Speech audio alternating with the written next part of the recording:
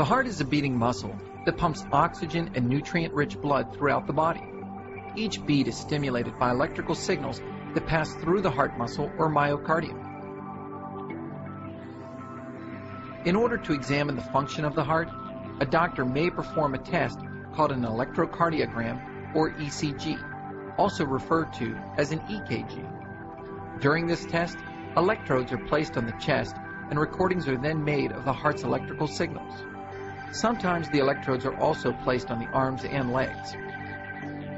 The electrical signals follow a set pathway through the heart, beginning at a spot called the SA node, which is located in the top right chamber or atrium. The signal then branches out through both the right and left atria, which contract and push blood into the lower chambers or ventricles. The electrical signal also passes into the ventricles via the AV node and then travels down the tissue that separates these two lower chambers. Finally, the signal travels back up the ventricles, which contract and pump blood to the lungs and body. Variations from the normal electrical pattern may indicate damage to the heart due to a heart attack or heart disease. Often a patient will be required to perform a stress test during an ECG.